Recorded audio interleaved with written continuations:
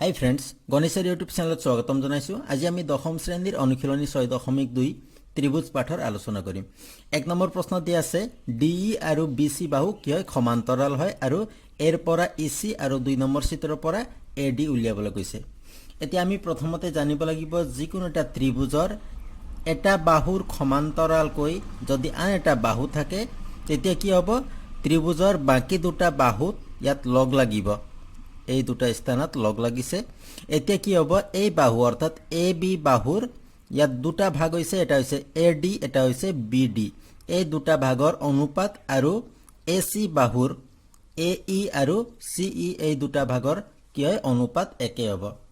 গতিকে এতিয়া আমি সলিউশন কৰিম। সলিউশন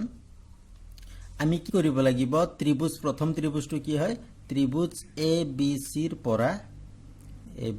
পৰা ইয়াত কি দিয়া আছে, প্ৰশ্ন দিয়া আছে ডি ই সমান্তৰাল বি চি, অৰ্থাৎ ডি ই সমান্তৰাল বি চি দিয়া আছে, আমি লিখিলো। এতিয়া কি হ'ব, এতেকে A D by B D equal A E by E C হ'ব। এই বাহুটো চোৱা, এ বি বাহুত দুটা ভাগ হৈছে, এটা হৈছে এ ডি, এটা হৈছে বি ডি। গতিকে ওপৰত আমি লিখিলো এ ডি ওপৰৰ ত্ৰিভুজৰ বাহু লিখিলো আৰু তলত বি ডি বাকি থকা অংশটো লিখিলো। আৰু সমান চিন দি আমি কি লিখিলো, ওপৰত এই সৰু ত্ৰিভুজৰ বাহু লিখিলো, তলত ই চি অৰ্থাৎ বাকি থকা ভাগটো লিখিলো। আমি কিয় এনেকে লিখিলো, কাৰণ উপপাদ্য 6.1 উপপাদ্যত এই কথাটো লিখা আছে, তোমালোকে কিতাপত চাব পাৰিবা। এতিয়া ইয়াত থকা মানখিনি আমি ইয়াত পাতিব লাগিব। ইয়াত চোৱা, এতিয়া এ ডি কিমান দিয়া আছে, এ ডি আছে 1.5, আমি ইয়াত দিম 1.5। বি ডিৰ দিয়া আছে 3 সেন্টিমিটাৰ, 3 লিখিলো। এতিয়া এ ই কিমান আছে, 1 আছে, 1 দিলো। আৰু চি ই বা ই চি কিমান হয় দিয়া নাই, গতিকে আমি ইয়াৰ ঠাইত আমি লিখিম ই চি এ লিখিলো। এতিয়া আমি ক্ৰছ পূৰণ কৰিব লাগিব। ক্ৰছ পূৰণ কৰিলে কি হ'ব, 1.5ৰ লগত ই চি পূৰণ হ'ব, কিমান হ'ব 1.5 ই চি হ'ব। আৰু 3 আৰু 1 পূৰণ কৰোঁতে 3 হ'ল। এতিয়া ই চি আমি উলিয়াব লাগিব। ই চি কিমান হ'ব, ই চি ইকুৱেল 3 ওপৰত থাকিব আৰু হৰণ কিহেৰে কৰিব লাগিব, ইয়াৰ তলত কিমান আছে 1.5। কিমান বাৰ যাব, তোমালোকে নিশ্চয় হৰণ কৰিব পাৰা, এইটো 1.5 হয়। 1.5এৰে 3 কিমান বাৰ যাব, 2 বাৰ যাব। দুটা 1.5 হলে 3 হয়, গতিকে ইয়াক কিমান বাৰ যাব, 2 বাৰ যাব। গতিকে ই চি আমি কিমান পালো, 2 পালো। গতিকে আমি লিখিব পাৰিম এতেকে ই চি ইকুৱেল 2 সেন্টিমিটাৰ। এতিয়া দ্বিতীয় চিত্ৰত চোৱা, ইয়াতো কি আছে, একে ধৰণৰ আছে। বি চি বাহুৰ সমান্তৰালকে ডি ই আছে বুলি প্ৰশ্নত কৈ আছে, গতিকে A D by B D আৰু A E by E C কি হ'ব, সমান হ'ব। গতিকে আমি ইয়াত দ্বিতীয় প্ৰশ্নটো লিখিম, 2 নম্বৰ ত্ৰিভুজ এ বি চিৰ কি কোৱা আছে, ডি ই সমান্তৰাল বি চি, এই দুটা বাহু কি হয় সমান্তৰাল হয়। গতিকে আমি কি লিখিব পাৰিম, A D by B D equal A E by E C বুলি লিখিব পাৰিম। এতিয়া আমি মানখিনি পাতি দিম। কিমান আছে, এ ডি কিমান হয়, এ ডি দিয়া নাই, গতিকে আমি এ ডি লিখিলো। বি ডি কিমান আছে, বি ডি 7.2 দিলো, ইকুৱেল এ ই আছে 1.8 আৰু ই চি কিমান আছে 5.4। এতিয়া আমি ক্ৰছ পূৰণ কৰিব লাগিব। ক্ৰছ পূৰণ কৰিলে কি হ'ব, ইয়াত থাকিব এ ডি আৰু 5.4 পূৰণ হ'লে কিমান হ'ব, এ ডি ইনটু 5.4 দিলো। আৰু ইফালে কি হ'ব, 7.2 আৰু 1.8 পূৰণ হ'ব, 7.2 ইনটু 1.8। এতিয়া আমি এ ডি উলিয়াম। এ ডি কি হ'ব, ইয়াত 5.4 পূৰণ হৈ আছে, ইফালে গৈ কি হ'ব হৰণ হ'ব। আমি তলত 5.4 দিলো, ওপৰত হ'ব 7.2 ইনটু 1.8। এতিয়া ইয়াক আমি হৰণ কেনেকৈ কৰিম, ইয়াত চোৱা, যদি দশমিক নাই বুলি যদি ভাবোঁ তেতিয়া কি হ'ব, এইটো 72 হয়, এইটো 18 হয় আৰু এইটো 54 হয়। 18ৰে 54ক কিমান বাৰ যাব, 3 বাৰ যায়। 1.8এৰে 5.4ক 3 বাৰ যাব, কাৰণ 18 3 গুণ 54 হয়। এতিয়া 3ৰে আমি 7.2ক আমি কিমান বাৰ যাব চাব লাগিব। 3ৰে 72ক কিমান বাৰ যাব,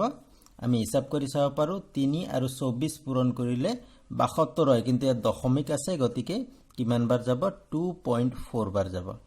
2.4 হল গতিকে আমি কি লিখিব পাৰো এতেকে AD ইকুৱেল 2.4 সেন্টিমিটাৰ প্ৰশ্নত কি কোৱা আছিল EC আৰু AD উলিওৱা EC আমি পালো কিমান 2 সেন্টিমিটাৰ আৰু AD পালো 2.4 সেন্টিমিটাৰ দ্বিতীয় প্ৰশ্ন দিয়া আছে ত্ৰিভুজ PQR PQ আৰু PR বাহুৰ ওপৰত ক্ৰমে E আৰু F দুটা বিন্দু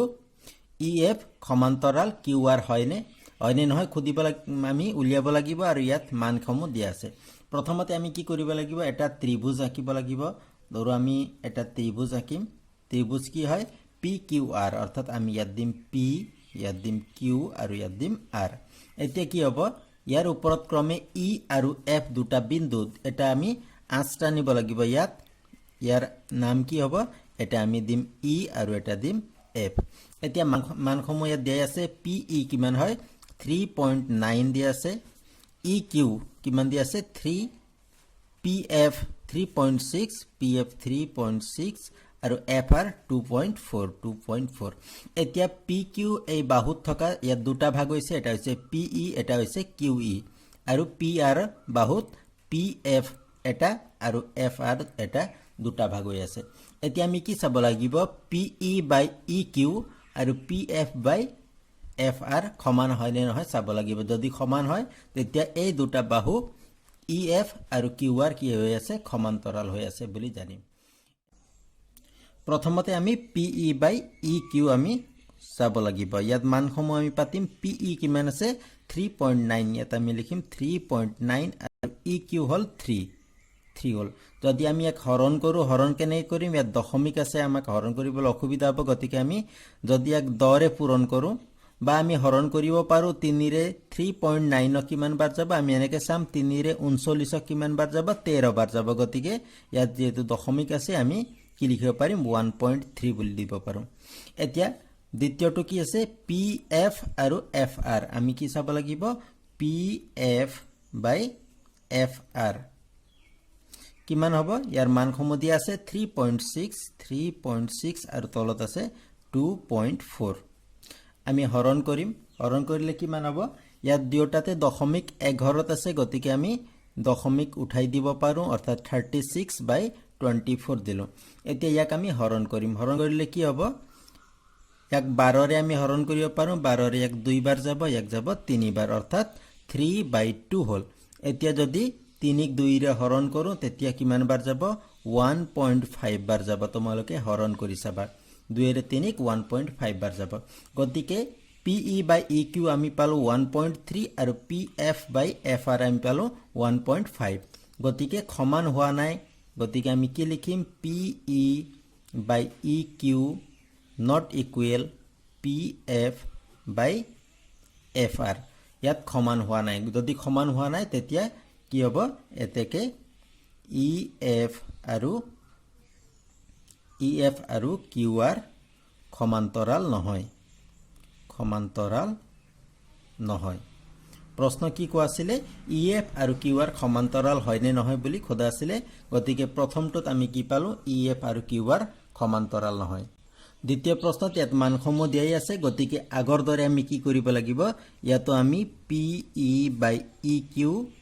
কিমান হ'ব আমি চাব লাগিব PE কিমান দিয়া আছে 4 সেন্টিমিটার গতিকে 4 লিখিলো EQ কিমান দিয়া আছে ইয়াত QE আছে একে কথা হয় 4.5 আছে 4.5 দিলো এতিয়া কিমান বাৰ যাব আমি চাব লাগিব ইয়া ওপৰত আছে 4 আৰু তলত আছে 4.5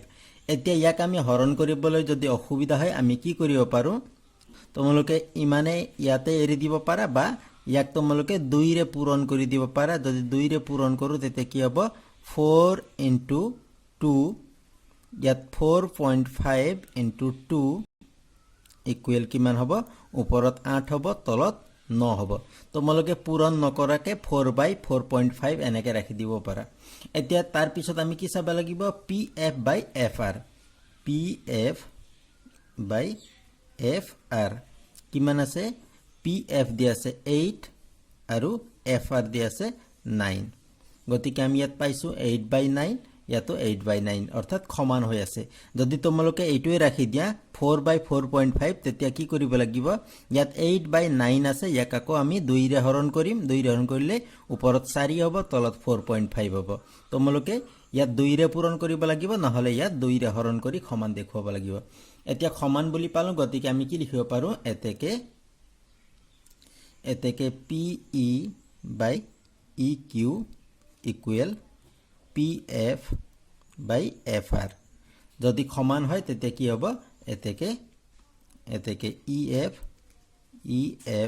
আৰু QR সমান্তৰাল হয়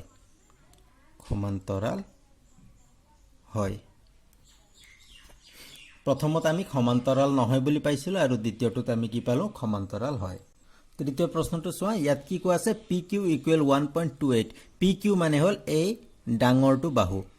ইয়াত আমাক লাগিছিল EQ ৰ মান বা QE ৰ মান কিন্তু ইয়াত দিয়া আছে PQ ৰ মান আৰু PE ৰ মান আমি কি কৰিব লাগিব EQ ৰ মান আমি উলিয়াব লাগিব কেনেকৈ উলিয়াম PQ দিয়া আছে আমি কি কৰিব লাগিব সলিউশন ইয়াত দিয়া আছে PQ ৰ মান আমি PQ ইকুৱেল কি হয় PE প্লাস EQ এই দুটা বাহু যোগ কৰোতে কি হ'ব PQ অৰ্থাৎ ইয়াত PE আৰু QE দুটা যোগ কৰোতে কি হ'ব PQ হ'ব PQ কিমান দিয়া আছে 1.28 দিয়া আছে এতিয়া PE কিমান দিয়া আছে PE দিয়া আছে 0.18 প্লাস EQ আছে EQ আমি দিলো এতিয়া যদি আমি EQ সমান চিহ্নৰ ইফালে ৰাখো তেতিয়া কি হ'ব 1.28 মাইনাস 0.18 হ'ব ইয়াত যদি আমি মাইনাস কৰো তেতিয়া কিমান হ'ব 1.1 হ'ব ইকুৱেল EQ অৰ্থাৎ EQ আমি কিমান পালো ইৰ পৰা Q লৈ 1.1 আছে ঠিক তেনেদৰে আমি ইফালৰ PR বাহুটো কিমান আছে PR বাহু দি আছে 2.56 আমি কি কৰিব লাগিব আমি ইয়াত লিখিম PR ইয়াত আকৌ PR ইকুৱেল কি হ'ব PF প্লাস কি হ'ব FR এতিয়া PR কিমান দি আছে 2.56 ইকুৱেল PF দি আছে 0.36 প্লাস FR ইয়াত দিয়া নাই FR লিখিলো এতিয়া আমি FR উলিয়াম FR কিমান হ'ব FR ইকুৱেল কি হ'ব ইয়াত হ'ব 2.56 ৰ পৰা কি মাইনাস হ'ব 0.36 মাইনাস হ'ব 0.36 মাইনাস হ'ব এতিয়া FR কিমান হ'ব 2.56 ৰ পৰা 0.36 মাইনাস হলে হ'ব 2.2 হ'ব 2.2 গতিকে আমি FR আৰু EQ ৰ মান পালো ইয়াত কিমান পালো 2.2 আৰু ইয়াত পালো 1.1 এতিয়া আমি চাব লাগিব সমান্তৰাল হয় নে নহয় আমি আগৰ দৰে কৰিম আগত আমি যেনে দৰে কৰিছিলো ঠিক তেনে দৰে কৰিম প্ৰথমতে আমি লিখিম এতেকে PE/QE PE কিমান দি আছে 0.18 আৰু QE দি আছে কিমান 1.1 এতিয়া আমি দ্বিতীয় বাহুৰ পৰা PF/FR লিখিব লাগিব PF/FR ইকুৱেল ইয়াত মান কিমান দি আছে PF দি আছে 0.36 আৰু FR কিমান পালো আমি 2.2 ইয়াক যদি আমি 2 ৰে হৰণ কৰো তেতিয়া কি হ'ব 0.36 ক অৰ্থাৎ 36 ক 2 ৰে হৰণ কৰিলে কিমান হ'ব 0.18 হ'ব আৰু 2.2